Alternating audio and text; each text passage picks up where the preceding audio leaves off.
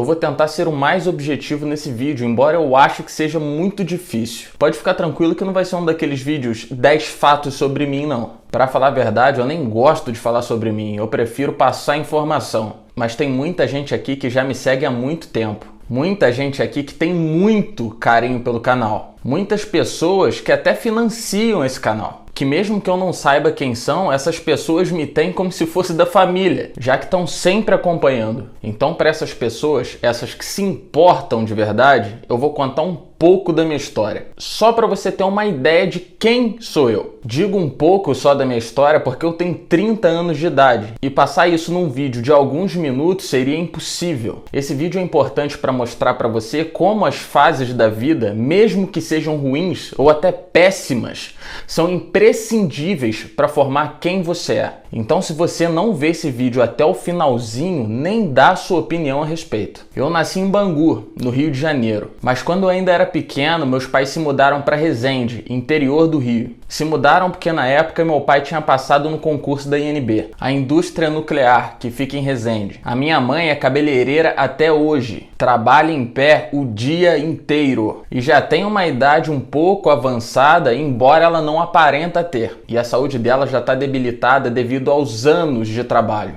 A minha mãe se converteu ao evangelho quando eu tinha aproximadamente 8 anos de idade. A minha mãe sempre foi um exemplo de mulher cristã. Ela sempre foi referência para mim e para os meus irmãos. Minha mãe sempre foi o alicerce da casa. Hoje o meu pai é aposentado, ele é técnico em mecânica industrial e também é formado em história. Meu pai lê desde os 10 anos de idade. O que mais tem na casa dele são livros. Ele já escreveu alguns livros também e a facilidade que eu tenho para falar com vocês vem dele. Assim como muito do que eu tenho como conhecimento. O meu pai sempre foi um professor. Meu pai também sempre trabalhou, veio de uma família muito pobre. Com 7 anos de idade, ele já ia para o final de feira pegar xepa. Sabe o que é xepa? É resto de comida. Ele tinha entre 7 e 8 anos e era o filho mais velho. Então ele fazia isso para levar comida para dentro de casa, para alimentar todos os irmãos. Agora voltando, como eu disse, eu fui para a igreja quando tinha mais ou menos uns 8 anos de idade, mas graças a Deus que ela me forçava a ir, porque foi na igreja que eu fui formando o meu caráter. Meu primeiro trabalho foi aos 13 anos de idade, numa locadora de videogame. Nem sei muito bem se era um trabalho, porque eles me pagavam R$8 por dia. Quando eu tinha 15 anos, eu trabalhei embalando compra num supermercado. Fiz estágio na Caixa Econômica Federal quando eu tinha 17 anos. Eu já trabalhei em muitos lugares, e não vou especificar cada um aqui. Trabalhei em lojas de roupa, trabalhei em fábricas, como a Peugeot, a Michelin, a Novartis, que é uma fábrica farmacêutica. Também vendi roupa por conta própria. Eu comprava em São Paulo e saía para vender na rua dentro da mochila. Eu não vou especificar muita coisa, senão a gente vai fazer um vídeo de 30 anos de duração.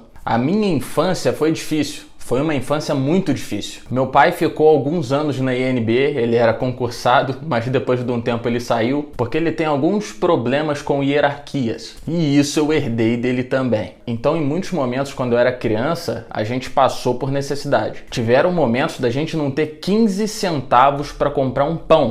Nessa época você comprava um pão com 15 centavos. Lembro que a gente vendia geladinho, para alguns sacolé, colocava a plaquinha no portão para o pessoal ir comprar. A gente fazia dinheiro da forma que dava. E eu, minha mãe e meu irmão passamos por muitos problemas dentro de casa, por conta do alcoolismo do meu pai, que graças a Deus hoje está liberto disso. Hoje ele só bebe socialmente. E a bebida e o cigarro o ferraram com a saúde dele. Eu não vou entrar em muitos detalhes a respeito disso também. Meu pai sempre foi uma pessoa maravilhosa, extremamente inteligente, mas quando bebia ele se transformava. Quem passa por isso em casa sabe como é. E é exatamente por isso que eu não bebo. Eu tenho horror à bebida alcoólica. Eu bebi uma vez na minha vida e eu acho que eu tinha 20 anos e nunca mais peguei num copo com álcool. Voltando para minha infância. Eu praticamente cresci dentro da igreja. Desde novo eu era envolvido com música dentro da igreja. E eu também fazia peças bíblicas de teatro. Já fui José, já fui Rei Mago, até a árvore eu já fui. E eu canto desde os meus 12 anos de idade. Tive umas bandas de rock gospel. A primeira se chamava Arquivo JC, um nome péssimo. E a segunda, quando eu tinha mais ou menos 19 anos, se chamava The Rocks. E nessa época a gente abriu shows da banda Oficina G3, PG e algumas outras bandas. Todas essas músicas que eu cantava, as palavras que eu ouvia, os filmes que eu via desde criança, tudo isso somou para formar a minha personalidade. Com o tempo eu fui crescendo e acabei me afastando do evangelho. Não por culpa de alguém, só porque eu era um molecão. Eu era novo, eu era um garoto. Muita gente acha que eu sou sério assim o tempo inteiro. Eu sou sério assim por causa do tema que a gente aborda. Mas eu sempre fui o piadista da turma nos tempos de escola. Quem me conhece pessoalmente sabe como eu sou. Então eu fui um garoto normal, embora com alguns problemas familiares fora do normal. Mas eu tive minha fase de moleque. Nos meus 15 anos eu pichava o muro dos outros. Claro que naquela época não era tão violento. Se você faz isso hoje em dia, você pode morrer, né? Eu sempre estudei em colégio público, sempre andei de ônibus, sempre trabalhei, nunca fui um playboy, nunca tive nada de mão beijada. Depois dessa época de banda, entre 18 e 19 anos, eu juntei um pouco do dinheiro que eu tinha, fiz empréstimo, peguei a mochila e fui para Portugal. Eu decidi isso em 30 dias. Em Portugal foi uma das fases que eu comecei a amadurecer. Lá eu estava sozinho, trabalhos extremamente pesados. Trabalhei em construção, virei massa, balde pesado de massa no lombo o dia inteiro, capinava quintal, abria buraco na rua. A vida de imigrante no exterior se resume a subemprego. E depois de um tempo eu voltei para o Brasil. E voltei tão duro quanto eu saí. Mas a experiência foi muito importante. Aí eu voltei e trabalhei em mais alguns lugares. Também tive desempregado em algumas vezes. E pouco tempo depois de eu ter voltado, eu trabalhei na Michelin. Para quem não sabe, a Michelin é uma fábrica de pneus. E eu fazia turno de meia-noite a 8 da manhã, de 8 da manhã às 4 da tarde, de 4 da tarde à meia-noite. Trabalhava 6 dias na semana, folgava, trocava o turno. E quando eu saí da Michelin, eu tinha uns 24 anos, eu fui fazer um estágio numa filiada da Globo. Eu tô nos meus 24 anos, pode ter certeza que eu deixei muita história para trás já, hein? E o nome dessa filiada é TV Rio Sul, que pertence ao Arnaldo César Coelho, comentarista de futebol. Lá eu tive o meu primeiro contato com edição de vídeo, com filmagem, vi como funcionava uma TV de perto. E na época eu não dava a mínima importância. Eu fiz o estágio empurrando com a barriga, mas foi o suficiente para eu começar a aprender alguma coisa. E essa parte da minha vida que eu vou entrar agora foi imprescindível para formar quem eu sou hoje. Esse que você tá vendo aí. Eu lembro como se fosse ontem, de quando eu trabalhava de turno na Michelin. O pior horário era o de meia-noite às 8 da manhã. E quem trabalha de madrugada sabe muito bem como que é isso. Depois de um tempo, você fica saturado desse horário. Eu lembro de uma noite que eu estava esperando dar 11 horas, que era o horário que o ônibus passava para pegar o pessoal para ir pro trabalho. Eu estava em casa sentado fazendo hora até que começou uma matéria na Record. E estava falando sobre os cantores de funk ostentação, os MCs que ganhavam milhões por mês. Falava de shows milionários, de carros importados. E eu lembro que vendo aquilo eu fiquei revoltado. Afinal, eu estava a poucas horas de ir para o trabalho, trabalhar de meia-noite às 8 da manhã para ganhar R$ 1.200 no final do mês. E lembro que naquele dia eu fui trabalhar indignado. Mas eu abri só uma observação, esse lance da Michelin foi bem antes. Voltando aos meus 24 anos, quando eu saí da TV. Nessa época eu tinha uma Comet, uma moto 250 cilindradas. Uma moto que só vivia dando problema elétrico. Eu perdi a conta de quantas vezes eu tive que empurrar aquela moto. Como também já aconteceu dela não ligar e eu ter que pegar o ônibus e voltar para casa. Aí teve uma noite que eu tava conversando com um dos meus amigos. E o nome dele é Jonathan. É um amigo de infância, um dos meus primeiros amigos. E a gente cresceu no rock. A gente é da época do Nickelback, do Creed, Linkin Park, da época boa da música. E como todo roqueiro quando escutava funk, a gente falava assim: é mole ficar rico fazendo funk. Só colocar uma batida, falar qualquer coisa, coloca umas mulheres pra dançar, pronto. Até que numa noite a gente conversando sobre isso, eu falei: vamos fazer um funk então? Aí a gente pegou um papel e uma caneta, colocamos uma batida no celular que a gente achou em qualquer aplicativo de funk. Aí a gente começou a escrever. Lembro que começamos meia-noite e 1 hora da manhã já tinha terminado. Aí eu falei pra ele: eu vou gravar isso aí só de sacanagem. Eu era solteiro, morava com os pais, estava desempregado, tinha uma moto, um Xbox e uma TV. E obviamente ele não levou a sério, né? Até porque eu não tinha a mínima ideia de como gravar um funk. Eu tinha experiência em estúdio cantando rock. E rock gospel ainda por cima. cima. Então eu fui procurar um DJ para saber como que funcionava. Aí eu lembrei de um cara que era DJ e trabalhava na Michelin quando eu trabalhava lá. Então eu fui atrás dele para perguntar como que eu fazia para gravar um funk. Aí que eu fui descobrir que o DJ que faz os beats, as batidas. Aí eu gravei a minha primeira música de funk, que foi com um DJ gigante, que mora em Volta Redonda, que se converteu também e hoje ele grava funk gospel. E eu paguei mais ou menos uns R$400 na época. E como eu não tinha dinheiro, esses R$400 saíram do meu Xbox que eu tive que vender. Aí eu fui lá, peguei a música pronta,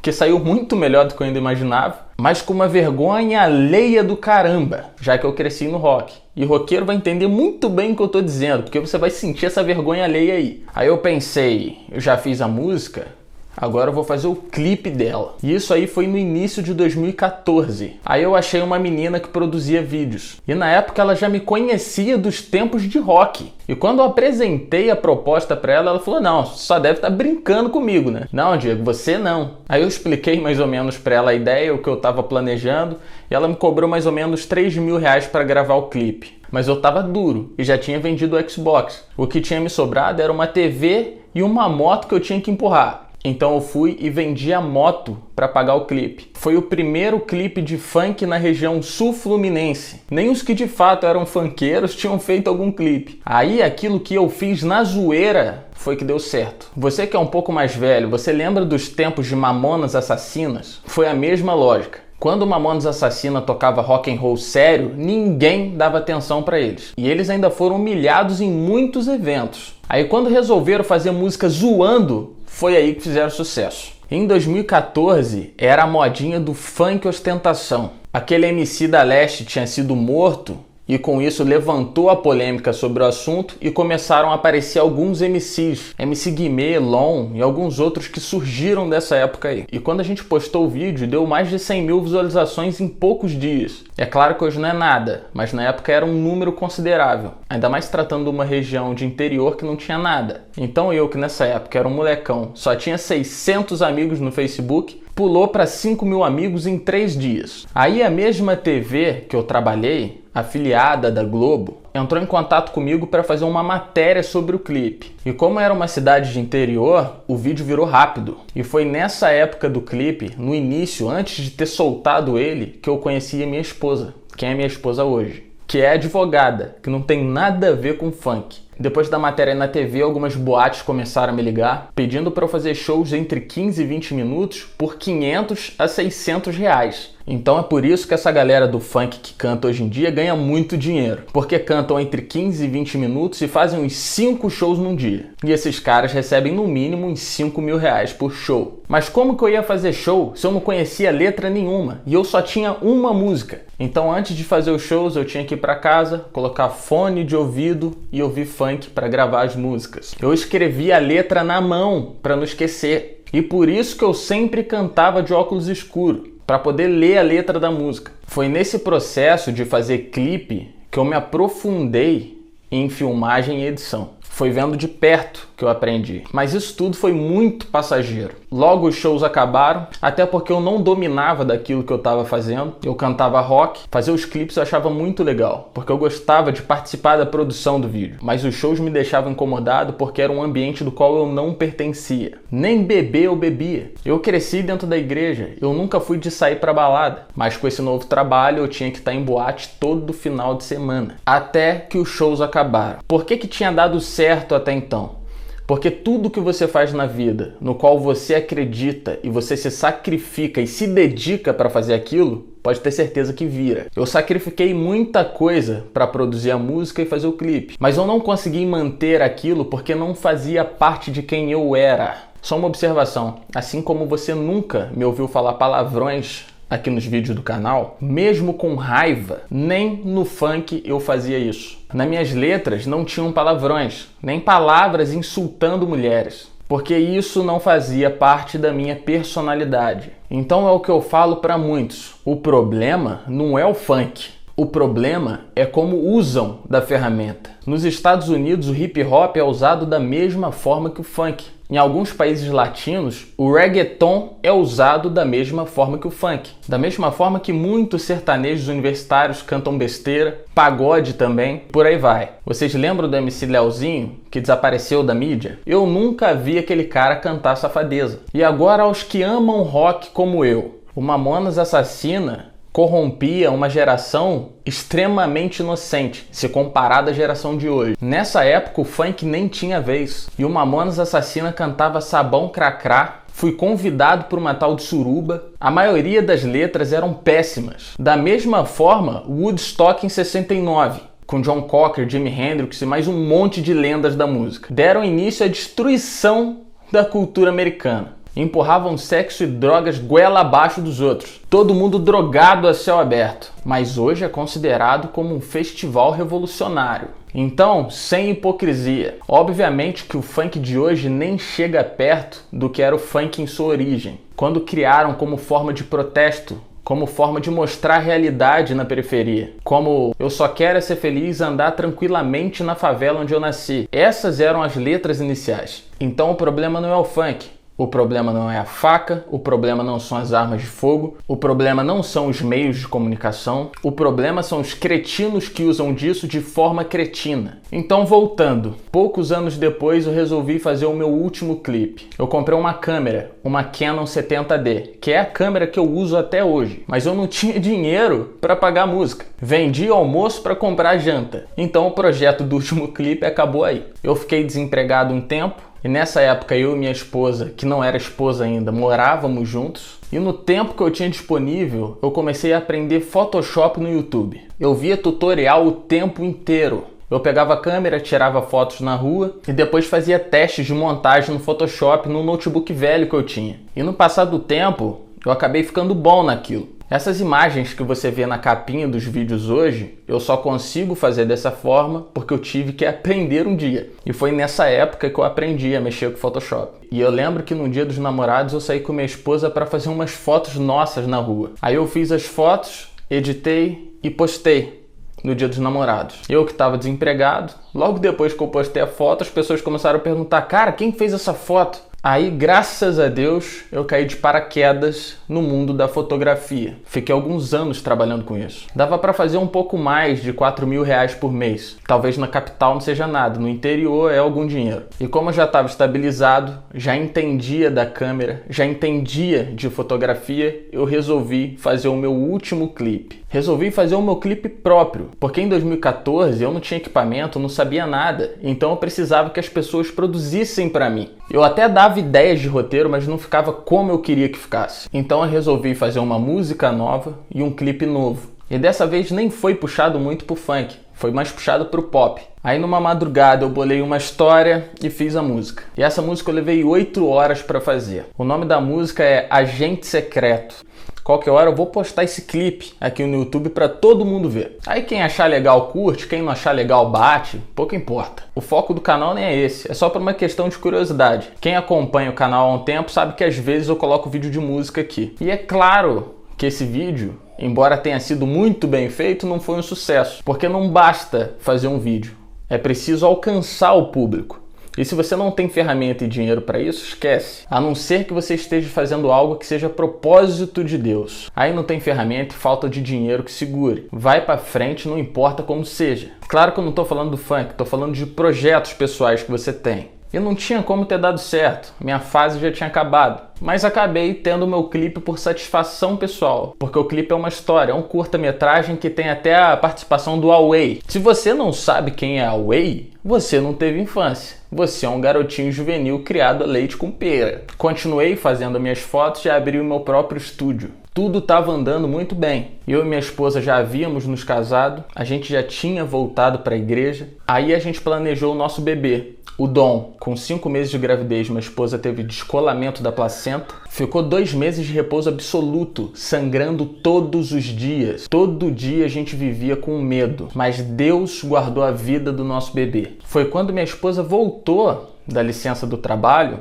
que ela foi mandada embora. Então aí a gente resolveu ir embora do país. Eu, desde pequeno, já tinha muita vontade de ir para os Estados Unidos. Tudo aquilo na vida que eu planejava, que eu tive vontade de fazer, eu me sacrifiquei e fiz. Por mais louca que a ideia fosse. Então a gente pegou todo o nosso dinheiro, vendeu tudo que a gente tinha e fomos. Eu não vou entrar em detalhes a respeito dos Estados Unidos, porque isso aqui dá um vídeo só sobre isso. É uma história longa. Nos Estados Unidos não falta trabalho. Eu cheguei numa quinta-feira, na segunda-feira eu já estava trabalhando. Nos Estados Unidos eu trabalhava 12 horas por dia, ouvindo besteira o dia inteiro. E você não ouve besteira de americano não, você ouve besteira de brasileiro. E no final de semana, quando dava, eu conseguia fazer umas fotos também. Depois de um ano de Estados Unidos, nessa batida de segunda a sábado, de trabalho extremamente pesado, muito mais pesado do que em Portugal, eu já estava esgotado. Conheci muita gente que não aguentou ficar 30 dias nos Estados Unidos. Você aí que só trabalha segurando caneta,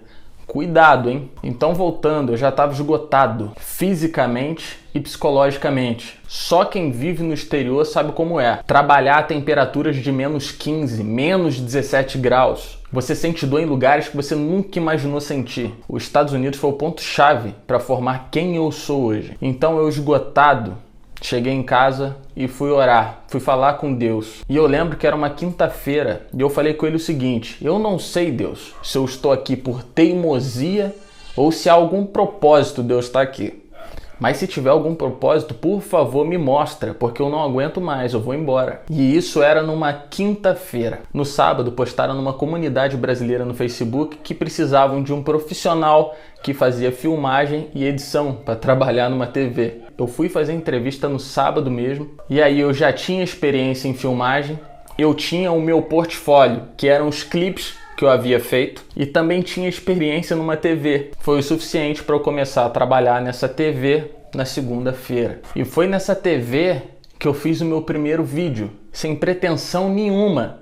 E aqui estamos nós. Trabalhando para essa TV, eu cheguei a prestar serviço dentro do prédio da ONU, em Manhattan. Então, do cara da periferia que vendeu o Xbox ao cara que estava prestando serviço dentro do prédio da ONU em Manhattan. No início do canal, durante os primeiros 4 ou 5 meses, eu deixava de dormir para produzir vídeo para você ver. 2 a 3 vezes na semana eu ficava na TV de madrugada, filmava, editava, no dia seguinte eu trabalhava virado. Muitas vezes eu fiquei longe da família e isso foi péssimo pra gente. Era o único tempo que eu tinha. Durante esses 4 a 5 meses eu não ganhava 1 centavo com o vídeo. A monetização era extremamente baixa. Eu já tô chegando no final do vídeo e obviamente eu atropelei muita coisa na minha história. Até porque é muito grande. Cada fase da minha vida foi extremamente importante para formar, para forjar quem eu sou hoje. A maturidade que eu tenho com 30 anos, mesmo sendo poucos anos de vida, foi devido às diversas experiências de vida que eu tive nesse tempo. Se hoje eu produzo vídeos para você com um áudio bom, com uma imagem boa, com uma iluminação decente, foi por causa de toda essa experiência. Foi nos Estados Unidos que eu tive condição de comprar todo o resto. Até porque eu precisaria de um bom computador para fazer edição e no Brasil eu já não tinha isso para vídeo. Eu levava horas para concluir um vídeo no computador ruim que eu tinha. Sem qualquer das partes da minha vida, seria impossível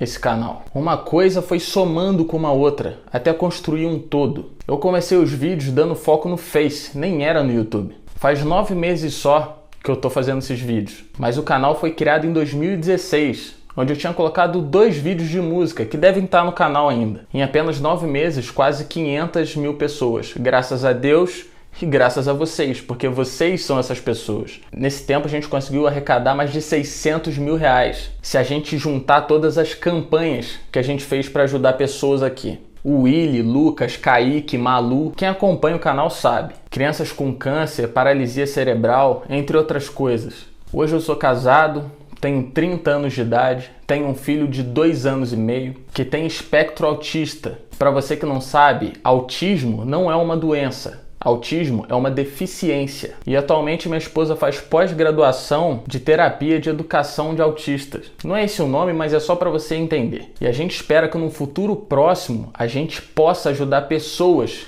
que passam pela mesma coisa que a gente. Então é mais ou menos isso. Aqui nesse canal eu defendo o livre mercado, as liberdades individuais, defendo o direito de você ter a sua fé, não interessa qual seja. Eu tenho a minha fé e falo sobre aquilo que eu vivo e acredito. Então, se você é protestante, católico, espírita, agnóstico, ateu, não interessa, você é bem-vindo. Se você escuta pagode, funk, rock, hip hop, eu não vou ficar impondo a você dizendo que você tem que escutar aquilo que eu escuto e que a música que você escuta não presta, só a minha. Eu nunca preguei no meu canal que eu sou um puritano ou que eu seja um exemplo. Quem tiram as conclusões são as pessoas. Aqui no canal eu bato em corruptos, eu bato em bandidos, em pessoas sem caráter, no politicamente correto, no comunismo principalmente. Mas não tô aqui para te acusar se você fala palavrão ou se você não fala, se você ouve isso ou se você ouve aquilo. Essas são suas liberdades individuais. Vitimismo aqui não cola. Disse-me disse de fofoquinha também não, porque isso é coisa de fracassado. O que eu tiver que falar, eu vou falar. Eu sou o que eu sou e eu não me importo com a oposição. Eu sempre deixei isso bem claro. Segue quem quer. Durante 5 meses eu fiz conteúdo sem ganhar R$1. Eu não tô aqui por dinheiro, meu colega. Eu prego aquilo que eu acredito, naquilo que eu tenho convicção. Eu abraço a minha fé e dane-se o resto. Então eu não tô aqui por dinheiro, embora eu precise sim dele. Graças a Deus,